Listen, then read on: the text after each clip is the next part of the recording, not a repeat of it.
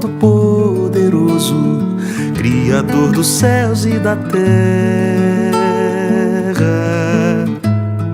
Creio em Jesus Cristo, seu único Filho, nosso Senhor,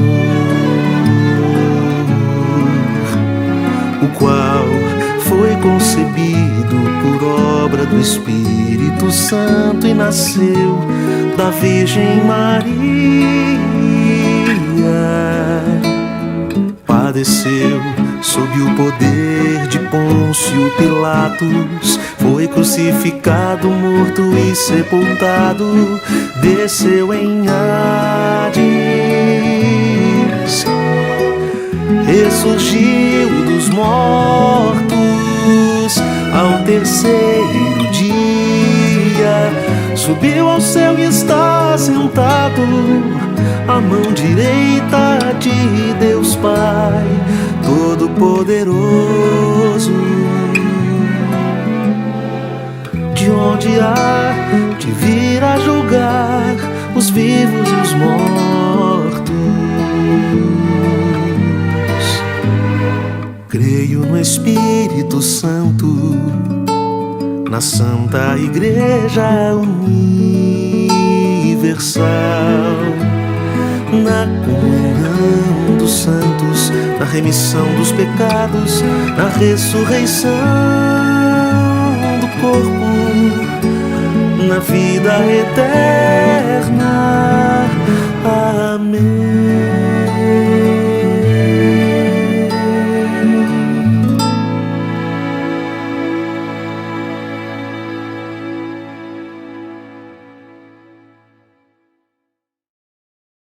Eu não dei bom dia aí. Graça e paz aí de Jesus. Abre o texto sagrado comigo, livro de Atos, capítulo 1, verso 8.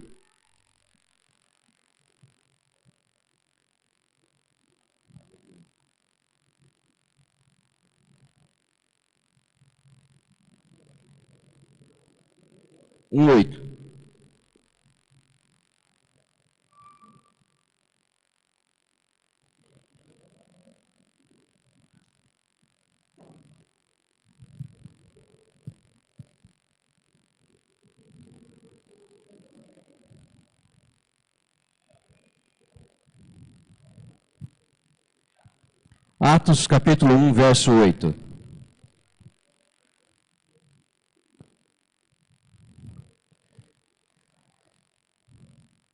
Um texto já bastante conhecido no meio evangélico.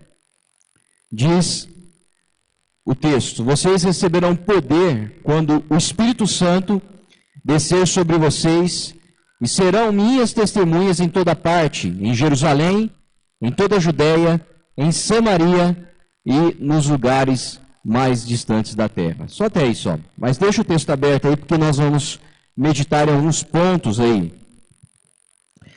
Aproveitando aqui a linha de reflexão que tem sido trazida nos últimos domingos, pelos nossos irmãos aí, Fernando e também o Levi, eu quero meditar sobre os desdobramentos dessas linhas que eles compartilharam aqui também, dar meus 2 dedos de contribuição, vamos dizer assim, né?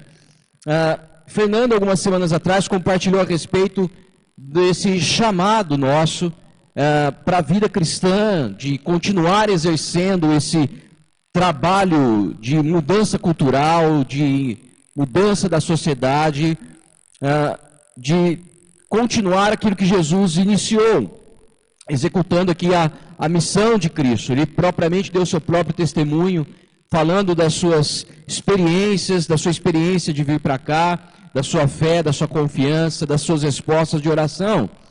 O Levi, semana passada, também compartilhou sobre essa questão de ter a coragem de não se compactuar com o sistema mundano, o sistema babilônico em que nós estamos inseridos.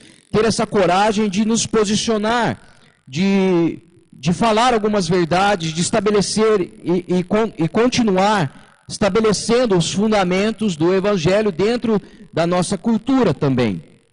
E com base nesse texto que nós acabamos de ler aqui em Atos, capítulo 1, verso 8, eu quero compartilhar como nós podemos, então, executar essa missão de Cristo sobre a terra, do qual o Fernando compartilhou, continuando o chamado que Cristo nos otorgou agora, depois de salvos, e também como ter essa coragem de não se compactuar com essa sociedade, de não relativizar alguns parâmetros, alguns fundamentos do Evangelho, que a cada vez mais parece que a sociedade está tentando normalizar para nós. Tudo ao nosso redor está tentando normalizar as ofensas contra Deus. Então eu quero compartilhar como nós podemos ter essa fibra de Deus para reafirmar valores e defender os fundamentos do Evangelho. E isso só é possível quando nós estamos completamente revestidos do poder do Espírito Santo. Então o texto aqui, ele vai falar: vocês receberão o poder, o revestimento do Espírito Santo, uma promessa que está lá em Joel capítulo 2, e aí ele fala, a partir disso, ou seja, isso não vai acontecer se vocês não receberem poder. Vocês não conseguirão ser testemunhas se antes não acontecer algo. Então, a partir disso, vocês serão minhas testemunhas. Então, nós só conseguimos continuar a missão que Deus nos otorgou e ter essa coragem para derrubar a Babilônia se nós estamos cheios, ou, numa outra linguagem, na linguagem mais parecida com o texto, revestidos com o poder do Espírito Santo. Então, na minha visão, e aqui eu falo que é a minha visão mesmo, não quero, porque tem muitas linhas teológicas para isso, mas na minha visão, ser batizado no Espírito é diferente de ser revestido do Espírito. Ser batizado no Espírito, para mim, é o que Jesus menciona lá em João capítulo 20, verso 22. Lá, Jesus está diante dos discípulos e a Bíblia fala que Jesus soprou sobre eles e disse, recebam o Espírito Santo. Então, para mim, todo crente nascido de novo, essa é a minha visão, é o que eu leio que é mais coerente com a Bíblia. Na minha visão, todo crente que nasceu de novo, ele foi batizado no Espírito. Paulo vai dizer lá em Efésios que nós fomos batizados em um só Espírito. Então, para mim, todo aquele que nasceu de novo, ele é praticamente batizado no Espírito. Mas há uma outra linha, né, que eu também interpreto, é que ser revestido do Espírito é diferente de ser batizado. Então, eu nasci de novo, eu sou batizado no Espírito, mas eu preciso, na minha vida cristã, ser cheio do Espírito, estar revestido do Espírito, para enfrentar esse mundo, para estabelecer os valores que a palavra de Deus me diz para estabelecer, para defender o que o Evangelho defende e para ser sal e luz sobre essa terra. Então eu interpreto dessa maneira, mesmo que algumas igrejas e alguns pastores interpretam esse texto de Atos como o batismo do Espírito Santo. Mas a minha visão, a minha maneira de enxergar é, ser batizado é nascer de novo. Ser revestido é ser capacitado com um poder sobrenatural da parte de Deus, para que então eu seja sal e luz sobre essa terra.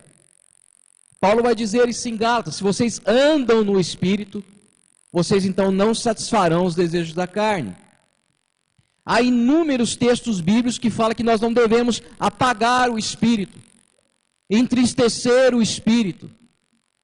Então, eu creio que o batismo acontece no novo nascimento, mas conforme a gente enxerga ali em João, capítulo 20, verso 22, Jesus falando para os discípulos, e creio que nós somos batizados, capacitados com o poder sobrenatural, e é por isso que Paulo, em Efésios capítulo 4, vai dizer para nós sermos cheios do Espírito, e a maneira como nós fazemos isso é cantando, salmodiando, entoando louvores, submetendo-se uns aos outros, etc. e tal. Você pode ler todo o contexto lá depois. Então, para entender então essa questão do Espírito Santo, o batismo, quando nós estamos falando de batismo no Espírito Santo, nessa visão que eu estou te falando, de Jesus capítulo 20, verso 22, todo crente que nasce de novo, ele é batizado porque o Espírito Santo é o selo de Deus em nós. O Espírito Santo é aquele que nos identifica, que nos garante a nossa salvação, que garante que nós somos filhos de Deus. Então, para mim, ser batizado é isso. Nasci de novo, então o Espírito Santo está em mim. Isso me identifica como filho de Deus. Isso garante a minha salvação. Não depende de mim, não depende das obras, não depende de como eu sou, do que eu faço, dos comportamentos que eu tenho. Depende exclusivamente do Espírito Santo que agora está selado em mim. Mas a capacitação é esse poder que vem sobre mim à medida que eu vou buscando diariamente o Espírito Santo. E esse poder me capacita para a jornada cristã. Para ser esse sal, para ser essa luz, para externar as virtudes, externar os valores de Deus, externar esse amor ao próximo, externar o perdão, externar a amabilidade, externar tudo aquilo que o Evangelho fala que é fruto do Espírito Santo. Então eu oro, eu busco, eu me encho, para que então no mundo ou nos contextos onde eu estou inserido da sociedade, nos núcleos da sociedade onde eu estou inserido, eu exerça esses valores, defenda esses valores e exemplifique, externe os frutos do Espírito Santo. É o que nós vemos acontecendo aqui na igreja de Atos. Então, veja só, lá em João capítulo 20, verso 22, Jesus sopra sobre os discípulos e eles recebem o Espírito Santo ali. Mas até então, depois da morte de Jesus, quando Jesus morre, os discípulos não saem para testemunhar. É interessante isso. Eles não saem para ser um testemunho vivo de Deus. Isso só ocorre após o fator que é estabelecido aqui em Atos. O Espírito Santo desce sobre esses discípulos, esses 120 discípulos que estão ali orando, buscando Ele, e após esse evento, logo após esse evento, Pedro então se levanta para pregar, para ser essa testemunha. É somente após esse evento que nós temos essa saída do enclausuramento dos discípulos para ser a eclésia de Deus sobre a terra. Então veja, nós só vamos ser eclésia de Deus, nós só vamos ser uma igreja ativa, nós só vamos ser alguém que externe a glória de Deus sobre a terra, que defende valores, que é sal e luz dessa sociedade, se nós, como igreja, sermos cheios do Espírito Santo, estivermos completamente capacitados por esse Espírito. Não há como nós sermos igreja, não há como nós mantermos a experiência comunitária sem esse poder sobrenatural do céu. Não há. Igrejas morrem porque falta-lhe o óleo do Espírito Santo. Sem o poder do Espírito Santo agindo em nós, nós não conseguimos manter uma igreja de pé. Nós não conseguimos afetar a sociedade. Nós não conseguimos derrubar Babilônia. Nós não conseguimos exercer o mandato cultural que Cristo nos deixou. Por sermos, às vezes, mais reformados, isso é uma linha nossa, está até no nome da nossa igreja, Igreja Reformada, muitas vezes nós não abordamos esse aspecto da capacitação sobrenatural, mas acredito, ser extremamente abordarmos essa questão no nosso meio. E é por isso que hoje eu quero trazer aos irmãos essa reflexão das características de uma igreja que é cheia do Espírito Santo. Não adianta pregarmos sem esse poder. Essa semana eu tive uma experiência extraordinária com a minha filha. Extraordinária. Eu fui buscar ela na escola, a mais velha, a Annalise. Cheguei lá no horário que costumo buscá-la, naquele mesmo horário, ela não estava lá. E a moça que fica ali controlando as saídas, também me disse que ela não estava lá. Eu falei, como assim? Já bateu aquele desespero, né? E aí ela falou, será que ninguém pegou ela? Sua mulher não veio pegar? Eu falei, não, hoje é o meu dia de pegar, sou eu que pego ela hoje. Foram lá na sala de aula, não estava na sala de aula. Procurou ali no pátio, não estava no pátio. Eu falei, meu Deus, tem misericórdia. Até que então descobriram que ela estava na sala da diretora. O que você arrumou para estar na sala da diretora? Porque sala da diretora você já viu, né? É problema. Arrumou alguma coisa, problema. Aí ela saiu, aguardei, né? Ela saiu, entrou no carro. E aí ela começou a chorar compulsivamente. compulsivamente. Eu dirigindo, que eu tinha que pegar a outra, né? Os horários são bem apertados, então pego uma aqui, já eu tenho que pegar a outra ali rapidinho, porque senão o portão fecha. Falei, meu Deus. E ela começou a chorar, Falei, o que aconteceu, filha? E ela então começou a me contar. Falei, papai, eu estava na sala de aula, estava tendo uma festa, né, com as crianças, ali uma festa de aniversário, estava tocando algumas músicas de funk, e Deus me revelou que aquilo era pecado, e que se eu continuasse cantando aquelas músicas, falando aqueles palavrões, eu iria para o inferno.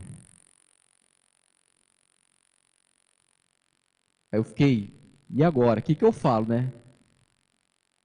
Eu não quero ir para o inferno, papai. O que eu faço? Eu tive que orar ali em silêncio. Falei, o que eu falo para essa menina agora? Fala, filha, os negócios são o seguinte. Se Deus te revelou isso, você precisa se arrepender, mas saber que Jesus ama você independente do seu comportamento. Vai lá no seu quarto, ora, peça perdão para Deus e peça para que o Espírito Santo te ajude na sua caminhada. Veja, irmãos, não adianta eu pregar para minha filha apenas. O Espírito Santo precisa falar com ela, e foi o que ele fez essa semana.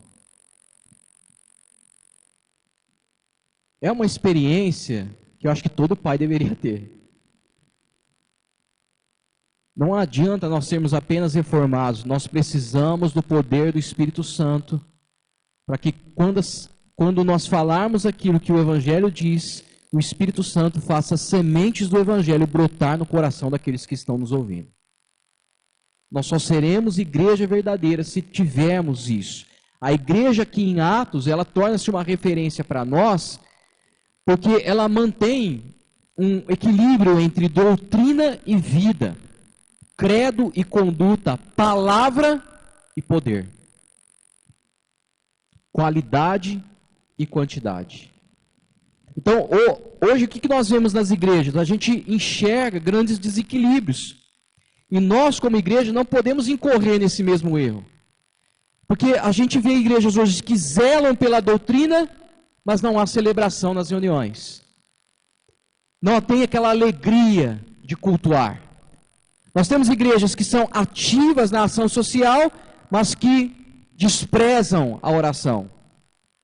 Nós temos aquelas que crescem em número, mas que a todo momento, para houver esse crescimento, para que haja esse crescimento, estão mercadejando a palavra, estão distorcendo o Evangelho. E por que fazem isso? Porque falta-lhes poder. Falta-lhes a ação do Espírito Santo. Ao contrário disso, a igreja aqui em Atos, ela é unificada, ela é alegre, ela é exaltada e ela, a todo momento, está crescendo. Então não é a nossa eloquência das nossas mensagens que vai mudar a vida das pessoas, não são as nossas ações que farão diferença, não é a nossa relação de amizade que temos.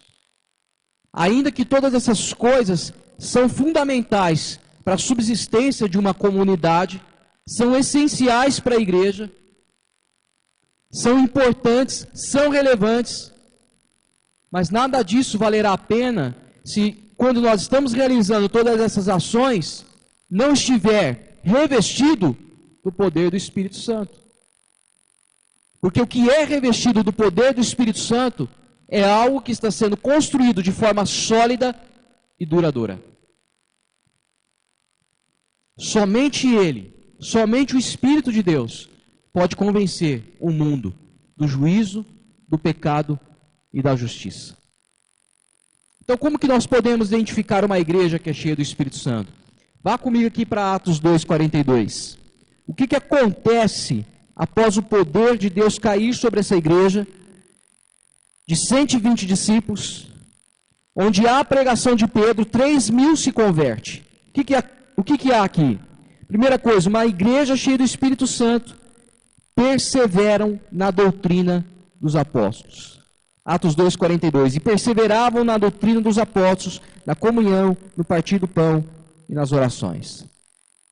Então, a igreja que começa com o derramamento do Espírito, que gerou a pregação cristocêntrica de Pedro, e a permanência ali de novos cristãos sendo salvos por essa pregação, essa igreja que é salva ali e passa de 120 para 3.120 discípulos, esses novos crentes agora, eles olham para a vida deles e falam, nós queremos a doutrina dos apóstolos. Eles perseveram. Então, é uma igreja comprometida com a fidelidade da palavra de Deus. Uma igreja que começa a mercadejar, distorcer o evangelho, é uma igreja que já está perdendo, se não já perdeu completamente a ação do Espírito de Deus. A doutrina dos apóstolos é um ensino, como diz a Escritura, inspirado, pregado por esses homens que andaram com Jesus, viram Jesus. Então, a doutrina é algo que agora esses novos crentes pegam e preservam durante todo o Novo Testamento. Paulo vai dizer para Timóteo, o que você ouviu de mim, repete, ensine a homens fiéis, para que esses homens fiéis transmitam a outros homens. Então, a igreja neotestamentária é uma igreja que é fiel em relação à pregação do Evangelho. John Stott diz que o Espírito Santo abriu uma escola em Jerusalém na pregação de Pedro. Os seus professores eram justamente os apóstolos que Jesus escolheu. A igreja apostólica agora é uma igreja que a todo momento anseia pela doutrina, deseja conhecer a verdade. E com isso ela deduz que o anti-intelectualismo e a plenitude do Espírito são completamente incompatíveis. Já viu aquelas pessoas que não, eu quero mover de Deus, eu quero o Espírito, palavra para mim, não, eu quero mover de Deus. Isso é incompatível com a igreja neotestamentária. Porque após o revestimento, o poder de Deus cair, aquele povo, aquela geração, aqueles cristãos queriam doutrina. Então alguém que é cheio do Espírito, ele ama a palavra. Ele quer aprender sobre a palavra. Ele é fiel à palavra. O Espírito Santo, diz o texto evangélico, diz o texto bíblico, é o Espírito da verdade. Ele não é o Espírito do mover apenas, ele é o Espírito da verdade. E ao longo da história, meus irmãos, houve muitos desvios da verdade. Na Idade Média, houve as heresias, houve a ortodoxia, né, que é somente a palavra, mas não houve piedade. Houve o pietismo, que ao contrário, havia aquela piedade, aquela comoção social, mas não tinha verdade, não tinha ortodoxia. Houve os quakers, né, que o importante era a luz interior. Houve o movimento liberal, que colocava a razão social acima da revelação. Houve o movimento neopentecostal, que valoriza mais a experiência acima da revelação da verdade. Então Deus, ele tem um compromisso com a sua palavra, ele tem zelo pela sua palavra. E uma igreja que é cheia do Espírito Santo, uma das marcas dela, um dos sinais dela, é que ela é fiel à palavra. Ela não vende o evangelho. Ela não mercadeja a palavra. Então aquele que é cheio do Espírito, consequentemente ele é ávido pelo aprendizado. Ele quer aprender, ele quer conhecer mais o evangelho, ele nunca acha que já sabe tudo. Para mim, toda vez que eu venho pregar aqui é uma crise, porque eu fico falando, Deus, o que eu vou falar para esse povo? Por mais que eu já estou nessa jornada aqui há 10 anos ministrando, 10 anos pregando o evangelho, fico sempre pensando, o que eu vou pregar, o que eles precisam ouvir, o que nós, Deus, precisamos ouvir do evangelho novamente, o que a gente precisa ainda alinhar a nossa vida. Então, um crente que é cheio do Espírito, ele anseia por isso, ele nunca acha que ele sabe tudo. Justo Gonzalez, ele vai dizer sobre a igreja neotestamentária, ele vai destacar que perseverar no ensino dos apóstolos não é só dizer que o povo não se desviou das doutrinas, mas que eles eram discípulos, ávidos, alunos, totalmente comprometidos sob o comando dos apóstolos. E assim deve ser uma característica de uma igreja cheia do Espírito também. Ela anseia pelo conhecimento. Mas a segunda coisa que a gente olha aqui no texto um segundo sinal de uma igreja cheia do Espírito Santo é que ela é perseverante na oração. Então, o texto diz aqui que eles perseveravam na doutrina dos apóstolos, na comunhão, no partir do pão e nas orações. Essa é um sinal, uma característica de uma igreja cheia do Espírito. Ela ora. E ela não somente ora, ela ora com constância, porque o texto diz, perseveravam, e com fervor. A igreja aqui em Atos, ela não possui apenas doutrina, ela não é ávida apenas pelo conhecimento, mas ela deseja orar, ela quer orar, ela persevera na oração, ela efetivamente ora. Olha, irmãos, nós temos que ser honestos. Quantos de nós será que temos essa vida de oração que a igreja primitiva tinha? Quantos será de nós que a gente olha para a nossa vida a partir de mim mesmo? Posso olhar e dizer, eu sou um cara de oração, eu tenho uma vida de oração. Se nós formos analisar o lugar que a oração ocupava na vida da igreja aqui, a gente vai perceber que ela dependia mais de Deus do que dos próprios recursos. Eu te separei alguns exemplos aqui, no livro inteiro de Atos, que fala sobre a oração. Por exemplo, Atos 1,14, antes mesmo da descida do Espírito Santo, a Bíblia diz que esses irmãos já estavam ali unânimes, perseverando em oração. Atos 3,1, os líderes da igreja vão orar às 3 horas da tarde. Atos 4,31, a igreja está orando sob a perseguição que está enfrentando. E aí, enquanto a igreja está orando ali, o lugar todo estremece, porque o Espírito Santo desce sobre aquele lugar. Atos capítulo 6, verso 4, a liderança está orando e na sua oração entende que a sua maior prioridade é a oração e a palavra. Atos 9, 11, o primeiro sinal que Deus dá a Ananias sobre a conversão de Paulo, não é que ele confessou Jesus, não é que ele levantou a sua mão e aceitou Jesus no coração. O sinal que Deus dá para convencer Ananias que Paulo havia se convertido é que Ananias iria encontrá-lo e ele estaria orando. Atos 12, 5, Pedro está preso, mas há uma igreja orando incessantemente em seu favor, e miraculosamente Pedro é libertado das cadeias da prisão. Tanto que ele bate na porta lá, enquanto os irmãos estão orando, quem vai atendê-lo, acha que ele é um fantasma, larga Pedro lá e sai correndo, para contar para a igreja que Pedro havia libertado. Imagine Pedro lá, ou abre a porta aqui, esqueceram de mim. A igreja estava orando.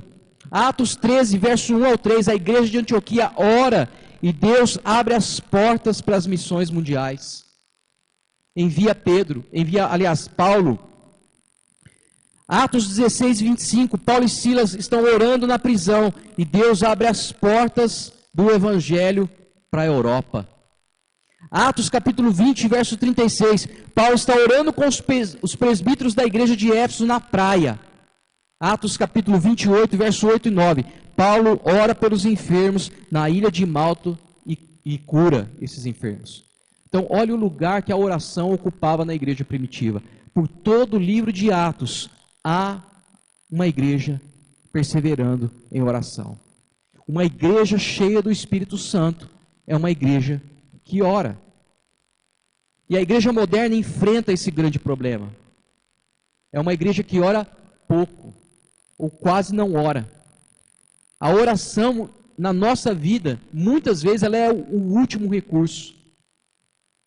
Eu já sou convertido há 20 anos, mas eu sempre cresci na igreja evangélica. E a maior dificuldade é levar as pessoas para uma noite de oração. A nossa grande dificuldade é que nas reuniões de oração são muitos poucos que comparecem. Então, uma igreja que é cheia do Espírito, alguém que é cheio do Espírito, ele está constantemente orando. Desde que eu me conheço por gente, isso é um grande problema na vida da igreja. Será que não é por isso que nós estamos encontrando nos contextos evangélicos mais experiência do que verdade? Será que não é por isso que nós estamos encontrando nos contextos evangélicos mais heresia do que evangelho? Porque nos falta oração? porque nos falta essa perseverar? Será que não é por isso que a gente encontra mais sentimentalismo do que seriedade? Então, graças a Deus que a nossa unidade feita aqui com a igreja Raízes e a Cristã Livres foi algo que foi feito debaixo de oração. Levi estava orando junto com alguns irmãos. Quando foi conversar conosco, nós oramos, conversamos com a igreja, sentimos paz de Deus e viemos. E mesmo diante dos revés que nós enfrentamos, fizemos tudo isso debaixo de oração. Mas olha, irmãos, há ainda muito para avançarmos. Amém? Muito ainda. E nós precisamos continuar orando. Ou talvez começar a orar. E talvez alguns de nós não estejam orando de fato. A terceira coisa que a gente encontra aqui no texto, uma igreja cheia do Espírito Santo, é que eles tinham uma profunda comunhão. Eu acredito que essa parte a gente está bom. As nossas relações têm se aprofundado a cada dia. As nossas relações de comunhão, de amizade, de respeito, de transparência, isso tem se aprofundado, se afunilado a cada dia. Mas isso também é um sinal de uma igreja cheia do Espírito. O verso diz que eles tinham comunhão. No verso 44 também, fala: todos os que creram estavam juntos, e tinham tudo em comum. No verso 46, fala: diariamente perseveravam unânimes no templo e partiam pão de casa em casa. Então havia uma profunda relação desses irmãos de amor. Esses irmãos se amavam profundamente, porque se amavam, queriam sempre estar juntos. Eles gostavam de estar juntos. E eles se amavam tanto que eles compartilhavam dos próprios bens uns com os outros, a Bíblia diz. Então eles não consideravam nada seu, eles olhavam para as coisas que possuíam e se viam que tinha alguém no seu meio, que havia necessidade, e eles abriam mão disso para suprir aquela pessoa. Porque havia uma comunhão profunda. Eles amavam, a Bíblia fala que eles partilhavam, gostavam, estavam unanimemente no templo e de casa em casa, nos lares. Então não há desequilíbrio. Não é só estar no templo, mas também não é só estar em casa. Havia equilíbrio, estavam no templo e de casa em casa, porque queriam sempre estar juntos. O texto vai dizer que neles havia um só coração, era uma só alma. Olha, quando há algo assim, nesse nível de profundidade de relação, nós experimentamos o que o Salmo 133 nos diz. O óleo desce sobre a igreja, esparrama pelo corpo. Esse óleo aqui é o simbolismo do Espírito de Deus. Desce. Então há unidade. E ali a bênção do Senhor é ordenada. A vida de Deus está acontecendo naquele meio. Porque há uma profunda relação de comunhão. Eu creio que nesse ponto nós temos avançado muito. Avançamos bastante esse ano. Justo Gonzalez vai enfatizar, o mesmo Justo Gonzalez que falou da doutrina, ele vai enfatizar sobre a comunhão, que o partir do pão não significa apenas que eles comiam juntos, mas que havia de fato uma celebração na relação. Desde o início e por muitos séculos, essa celebração da relação na comunidade cristã, no corpo de Cristo, ela foi e ainda é, em alguns contextos, o centro da adoração cristã. Quem é cheio do Espírito, ele sempre está se aproximando e nunca se afastando. Quem é cheio do Espírito sempre está compartilhando do mesmo dom, do mesmo Espírito, do mesmo Deus. A lógica então é proximidade e nunca enclausuramento. Eu não consigo compreender alguém que diz que é cheio do Espírito, mas não quer ter comunhão com outros irmãos. Não quer estar junto, não quer celebrar a Deus junto. Pelo contrário, se quer fugir para o seu mundinho. Quem é cheio do Espírito, ele pode até pensar nisso, ele pode até andar por esse caminho por um momento, mas é como se o Espírito Santo a todo momento estivesse atraindo ele de volta para Deus e de volta uns aos outros. Então, não há embasamento bíblico nenhum que sustenta um cristianismo solitário. Quem está cheio do Espírito sempre está em comunhão profunda. Não existe cristianismo não praticante. Amém? Não existe. O cristianismo só existe se ele for praticado. Se ele não for praticado, não é cristianismo. A quarta marca, o quarto sinal que nós vemos aqui de uma igreja cheia do Espírito de Deus, é que ela adora a Deus com entusiasmo. Verso 47 de Atos 2. Louvando a Deus e contando com a simpatia de todo o povo, enquanto isso acrescentava-lhes o Senhor dia a dia os que iam sendo salvos. A quarta característica, o quarto sinal, a quarta marca que a gente vê de uma igreja cheia do Espírito é que ela louva, ela canta, ela faz isso com fervor, com alegria, com entusiasmo. O culto para ela é um deleite, não é apenas uma liturgia morna e morta, é algo realmente para adorar o seu Criador, junto com outros irmãos. Então o texto fala que eles estavam no templo, eles amavam estar juntos, no templo e nas casas, e isso resultava em uma adoração fervorosa. Eles louvavam a Deus. Uma igreja viva, cheia do Espírito, ela tem alegria de estar uns com os outros para adorar.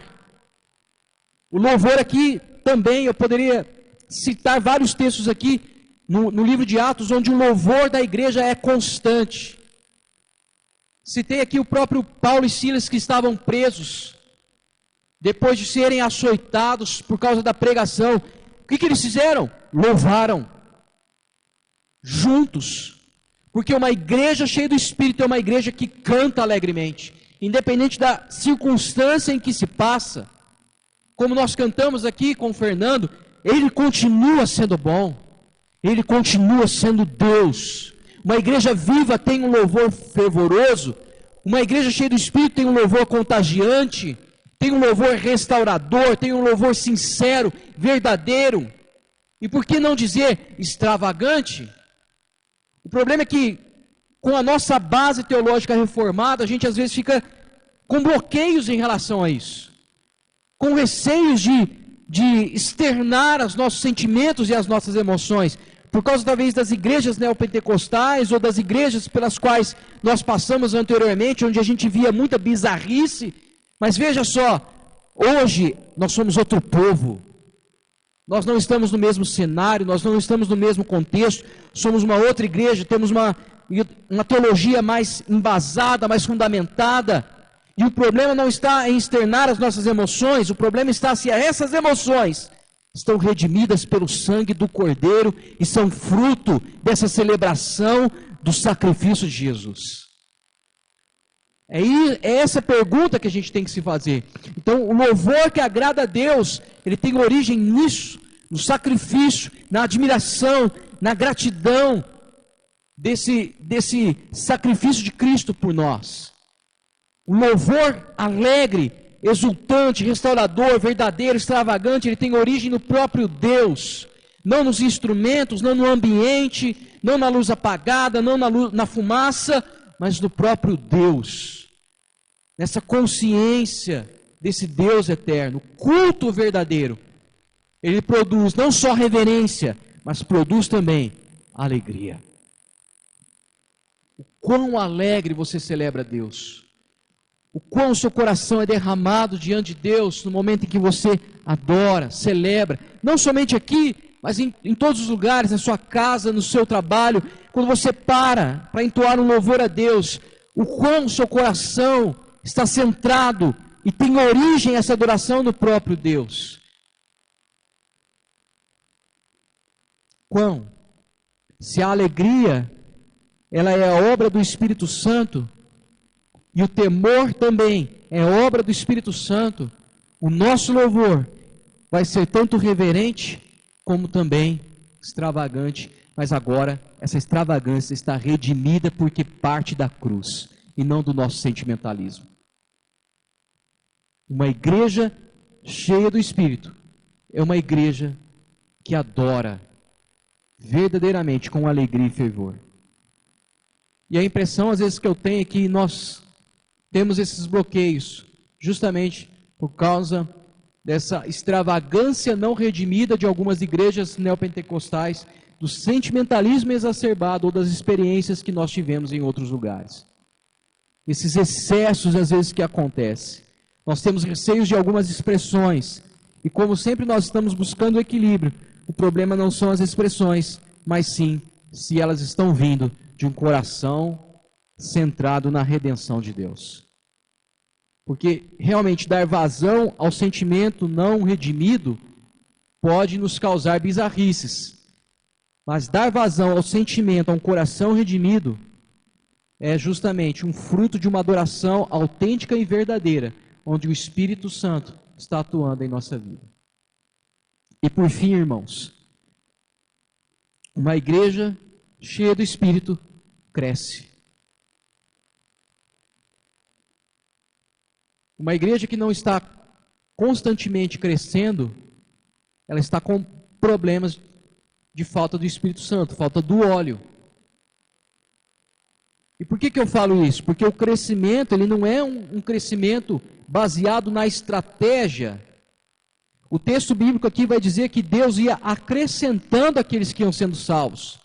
O apóstolo Paulo vai ensinar a Coríntios que um é aquele que planta, outro é aquele que rega, mas quem dá o crescimento é quem? Deus. E se Deus é quem dá o crescimento, se uma igreja não cresce, tem problemas aí. Essa igreja, ela caía, o texto bíblico diz que ela caía na simpatia do povo. E cair na simpatia aqui, ser simpática, essa igreja era uma igreja simpática, não é porque era uma igreja que, como muitas igrejas hoje, que tentam ser simpáticas com o mundo, relativize e adapta o evangelho à sua cultura. Não. Essa igreja era uma igreja simpática pelo modo como vivia entre irmãos e como modo como glorificavam a Deus.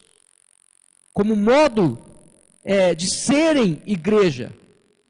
Essa igreja era uma igreja simpática porque o mundo olhava para essa igreja e via nela o que não encontra aqui. Via nela amor, via nela respeito, via nela reverência, temor. Via que se perdoavam. Então essa igreja caía na simpatia, não porque adaptava o evangelho, mas justamente porque era uma igreja que vivia o evangelho. O mundo olhava para essa igreja e via a alegria desses irmãos, louvando a Deus, como nós falamos aqui no ponto anterior, e eles olhavam essa alegria e não encontravam essa alegria nos outros núcleos da sociedade, só encontravam na eclésia, na igreja de Jesus.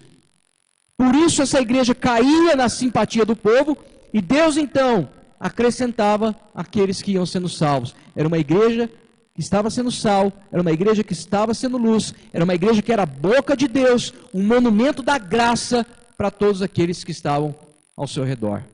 Essa igreja é uma igreja que tem doutrina, que tem louvor, que tem referência, que é cheia do Espírito, que se amam, que tem relacionamentos profundos, ou seja, tem qualidade, mas também é uma igreja que agora começa a crescer, tem quantidade. Deus vai começando a acrescentar. Ela cresce, ela se expande, ela alarga as suas fronteiras. Ela tem a vida de Deus, mas essa vida de Deus resulta também em números, em pessoas que vão sendo acrescentadas. A igreja de Atos, ela produz um impacto na sociedade, não porque ela está adaptando o evangelho, mas por causa do seu estilo de vida.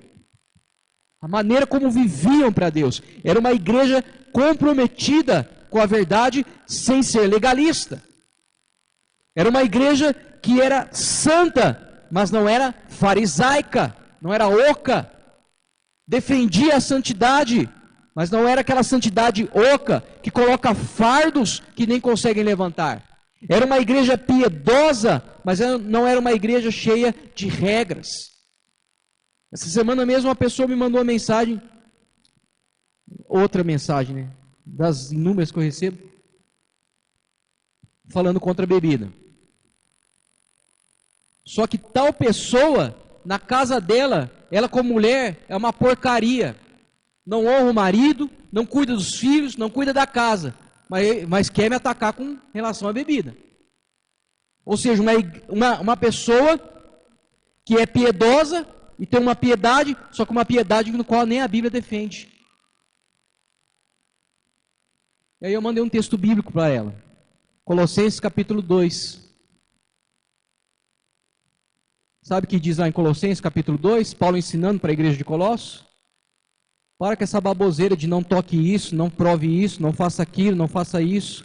Porque isso aí é doutrina de homens que não têm poder para refrear as paixões do mundo. O que refreia as paixões do mundo da nossa vida é o Espírito Santo.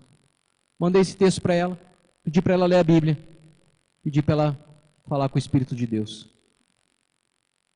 Porque eu não posso convencê-la do errado. Eu não posso convencê-la que talvez beber alguma coisa de vez em quando, a Bíblia não condena. Só o Espírito de Deus pode fazer isso com ela.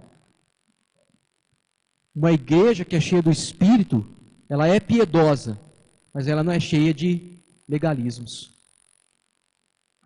Por isso caíam na graça do povo. Os crentes aqui na igreja de Atos eram alegres, eles eram festivos, mas eles eram íntegros.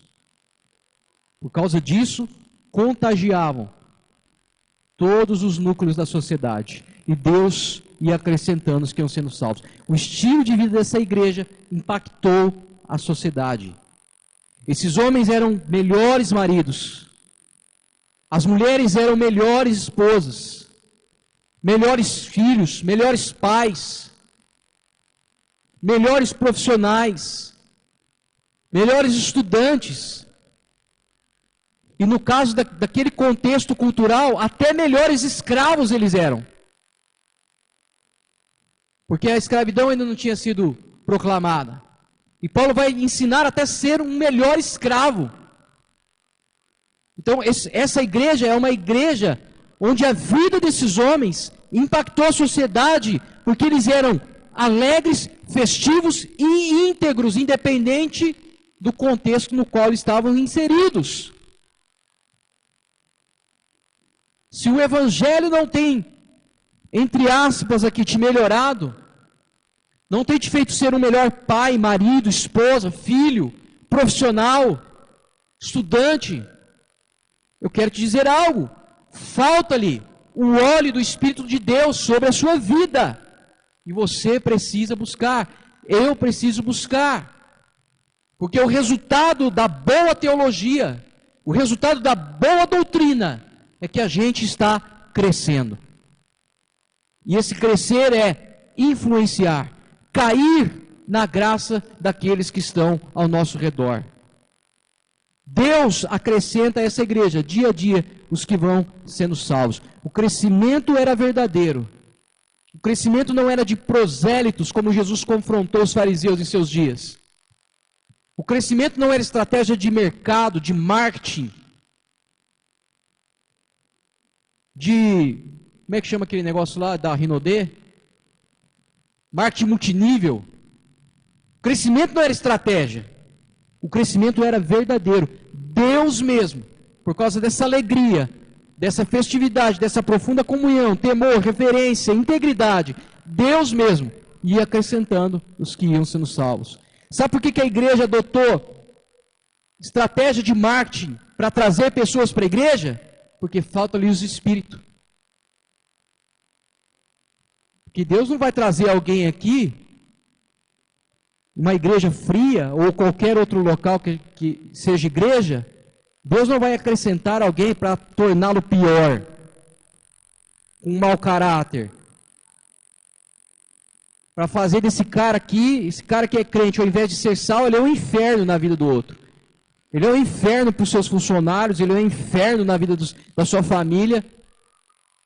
Prosélito é um inferno, mas crente verdadeiro, ele é uma bênção na vida dos outros.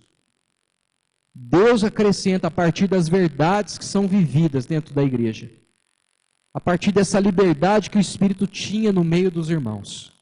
Nós temos hoje dois extremos, que é a numerolatria que é onde a gente só quer crescer, crescer, crescer, independente da verdade pregada, mercadejando ainda a verdade, mas ao outro extremo que é a numerofobia. Então, para fugir da numerolatria, eu falo assim, não, minha igreja não é tão grande, mas nós temos boa doutrina. E aí a gente se acomoda nisso. Nós precisamos entender que qualidade, boa doutrina, vida de Deus, graça, mover de Deus, ele resulta em quantidade. A igreja cresce em números. Cresce em caráter e cresce em números. A igreja, se você olhar aqui em Atos, ela cresce a cada momento, por adição de vidas, por ação divina. Olha só como é interessante aqui. Atos 1,15, a igreja tinha 120 membros. Atos 2,41 passa para 3.000. Atos 4,4 passa para 5.000. Atos 5,14 eles param de contar. Atos 5,14 vai dizer, uma multidão é agregada à igreja. Por exemplo, não dá mais para contar. Atos 1, 120. Atos 2, 3.000. Atos 4, 5.000. Atos 5, não dá mais para contar, já é uma multidão. Atos 6, o número dos discípulos é multiplicado. Atos 9, a igreja se expande para a Judeia, Galileia e Samaria. Promessa lá de Atos 1, 8, que nós lemos aqui no início. Vocês serão minhas testemunhas. Atos 9, se cumpre a promessa. E Atos 16, as igrejas são fundadas, estabelecidas, fortalecidas no mundo inteiro. Até os confins da terra. Então, Atos 16 se cumpre completamente o que foi falado em Atos 1:8. Por causa de quem? Estratégia? Apenas boa doutrina? Não. Por causa da ação do Espírito Santo no meio daqueles irmãos. Veja que toda a obra dessa igreja aqui, dessa igreja de Atos, é uma obra porque eles são fiéis ao Evangelho, é uma obra porque eles estão perseverando em oração a todo momento, diante de todo livro, é uma obra porque eles têm profunda comunhão, não apenas comem juntos, mas compartilham vida, as relações são profundas, é uma obra porque tem uma adoração alegre, entusiasmada, exuberante, fruto de uma consciência que está redimida no sacrifício de Cristo, e porque eles são sal e luz, cresce. Ô irmãos, meu desejo é que a gente possa experimentar isso em nosso meio, amém? O meu grande desejo é que a gente possa experimentar isso para a glória de Deus. Nós já temos provado já de um pouco do que é ser igreja. Nós já temos provado o que é ser comunhão, dessa amizade que está sendo construída e fortalecida cada dia, dessa transparência que a gente tem vivido aqui. Mas agora, acredito que nós temos que avançar para coisas maiores. E para avançarmos em coisas maiores, nós precisamos desse revestimento do céu a cada dia. Meu desafio aqui para nós como igreja, para mim e para você, é que a gente possa buscar mais o Espírito Santo. Para sermos sim essa igreja que tenha coragem de resistir à Babilônia e ao mesmo tempo de continuar o mandato cultural deixado por Cristo nas nossas mãos.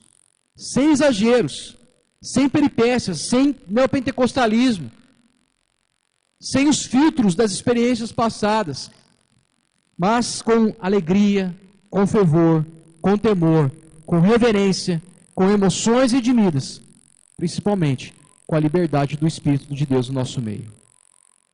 Amém? Vamos orar ao Senhor.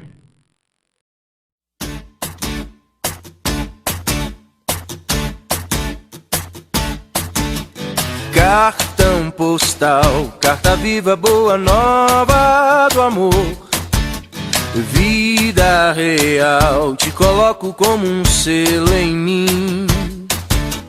Pra outro ler, letra grande escancarada, janela.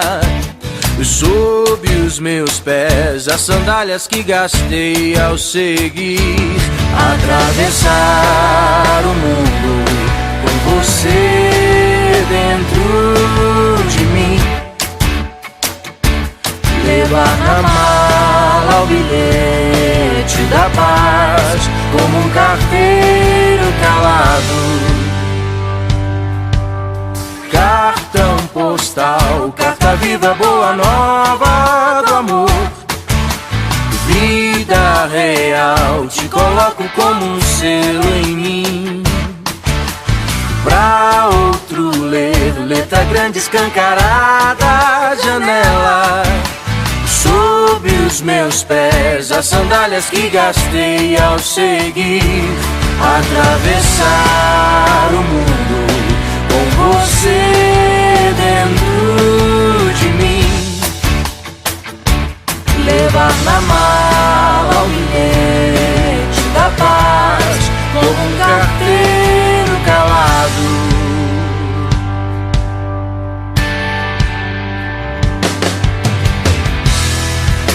E quem tem o dom de subverter o mal com a verdade,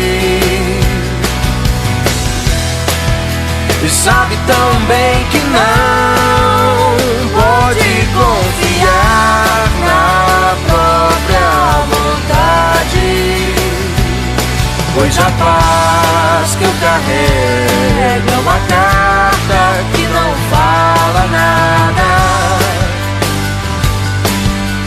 nada de mim.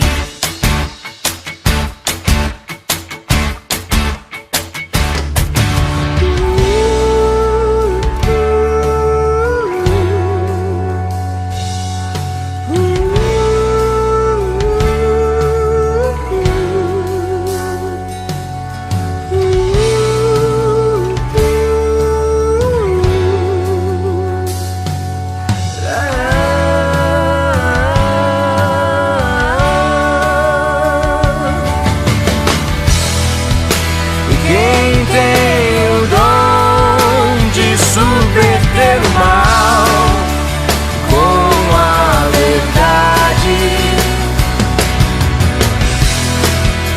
sabe tão bem que não pode confiar na própria vontade, pois a paz que eu carrego é uma carta que não fala nada, nada, nada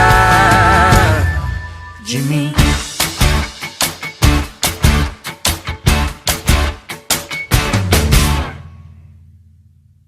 Hoje bateu saudade, meu bem, de dançar de novo aquela canção